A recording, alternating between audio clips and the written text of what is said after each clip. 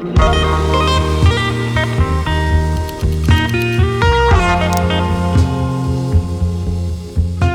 is disclaimer number 1. I am not a doctor, and this is not medical advice of any sort. If you have a real skin condition, you need to see a real dermatologist to solve that problem. This is simply speaking from my experience, from my personal research about things that have worked for me and my skin. Disclaimer number 2. Your skin is not a reflection of how ugly or beautiful you are. It's a constantly changing thing. I still get a ton of acne from time to time. The true purpose of a skincare routine is to improve your skin every day and keep it healthy.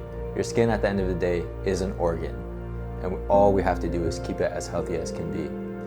It doesn't determine how ugly or how beautiful you are, because that comes from the inside. On the outside, you are already ugly. There are only 3 or 4 things that you need for a skincare routine. These are the essentials. You need a cleanser, you need a moisturizer, a retinol/retinoid, and an SPF of some sort. And all of these things are incredibly personal to each person, but I just want to share my journey and the products that I've selected for this video.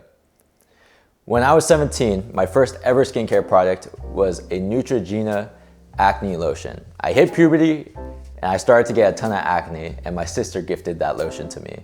It tore me up. I didn't like the way I looked. I felt like it wasn't very helpful. And my acne eventually started to get so bad that I actually went to see a dermatologist so they could take care of my skin. I started taking medication and that cleared me up almost immediately. But I realized that this is not something that's healthy for me because I actually had to stay out of the sun. And it wasn't really a holistic care.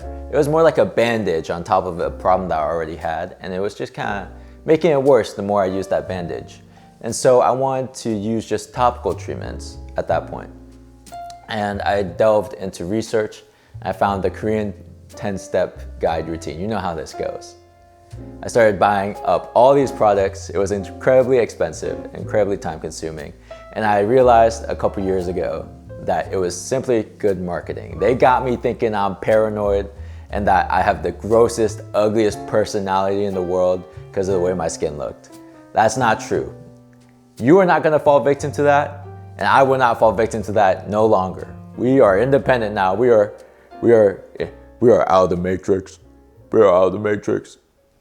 For a cleanser, the cleanser that I have used the most over the past 4 years is the Youth to People Green Tea, Kale, and Spinach Cleanser. I love it because it does feel like it's cleaning your whole face and getting all the debris, oil, and sunscreen off while not really drying me out at all. And that's a really hard combination and a very fine line that I'm trying to come across.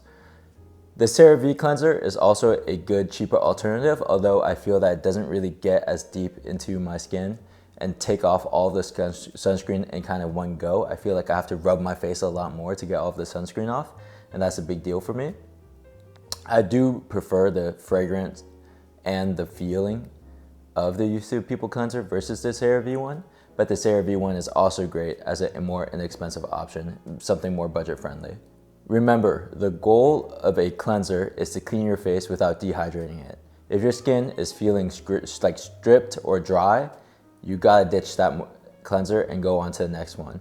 Honestly, from what I understand, dermatologists don't even recommend cleaning your face that often. It's not a necessary step, but it can damage your face if you do it excessively. So I would try your best to stay away from things that strip your skin. That's the biggest thing I would take out of any of this. For moisturizers, the moisturizers that I like the most right now, and things that I've actually been using for the last 3-4 years as well.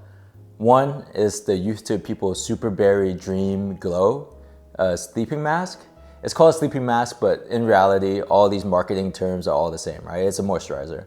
I really enjoy it during the winter because of how thick it is and how bright and hydrated it makes my skin feel when I wake up or when I go through a super dry day. And I love the way it smells, the way it feels. Everyone that I've recommended it to loves it as well. And it is pretty pricey. It's also a moisturizer that doesn't work very well underneath a ton of sunscreen because it is so thick. So as a daytime moisturizer, I don't really recommend it. It's more of a nighttime thing.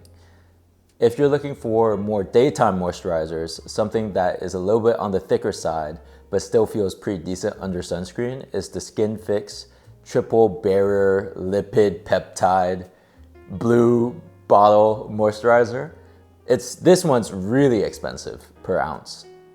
It's like 54 bucks for 1.7 ounces or something like that.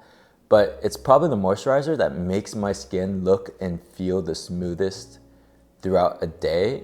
And it just seems to really get underneath my skin and makes it feel hydrated for like the whole night, the whole day. A lot of gel moisturizers and other like weaker moisturizers like the CeraVe one, they don't feel like they're digging that deep into the surface of my skin and really giving me hydration. Like I still get like dry lines when I use certain other moisturizers. But when I use the Skin Fix one and the Youth to People Dream moisturizer, I don't get that feeling of dryness ever. When I'm waking up throughout the whole day, during the winter, it just feels like it's thoroughly hydrating my face, which is why I really enjoy those two products.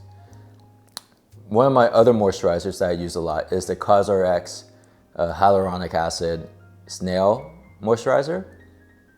I really like this moisturizer during the summer, spring, like hotter days, because it sits really well under sunscreen while still hydrating my face really well.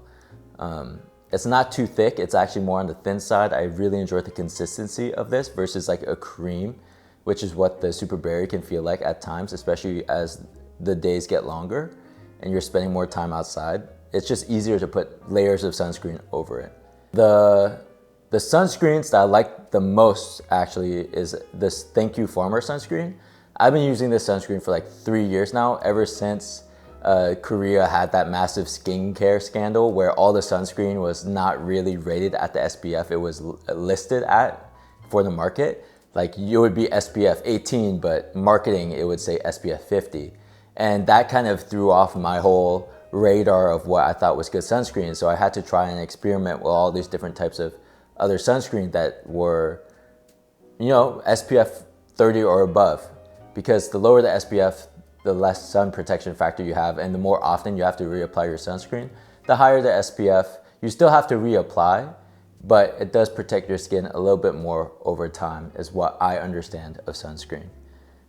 These are my favorite for my skin because they don't show at all. They are slightly moisturizing and they're super, super thin feeling. It just feels like you're putting a lightweight moisturizer on your face, which is what I prefer of most sunscreens. I've used things like Supergoop, which just feels like you're putting on Vaseline, and I hate that stuff. I hate things like Coopertown, sports sunscreen. I hate all of that stuff. I mean, if I was swimming, I would use it, but if I'm not swimming or playing sports outside, I'm using my daily Thank You Farmer sunscreen. I've been using it consistently for 3 years. It's quite expensive if you buy the bottle. I think it's like 30 bucks or something. But if you buy it on Costco, which is where I buy mine from, it's super, super cheap. It's like 15 bucks per bottle, and a bottle will last you a couple months. So I really enjoy that sunscreen. Most people that I've given it to, it's their daily sunscreen as well. I've heard that La Roche-Posay also makes fantastic sunscreens, some of which I have tried.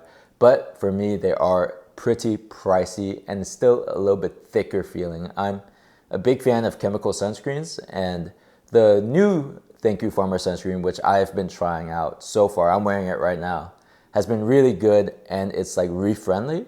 So if you live in a place or you're swimming in a place that you need reef safe sunscreen, this is the one for you. I love these two sunscreens quite a lot. Okay guys, while I'm outside, here's the deal about sunscreen. It is not the most effective way to protect your skin from sun damage. First thing you could do is stay out the sun, but I don't recommend that. We gotta touch grass at one point. The second thing that you can do is stay out of the sun at peak times, like 11 to 4 for example, where the UV rays are at the highest and the sun is at its most damaging. Third thing you could do, just stay in shade when you're outside. If you can, stay in shade.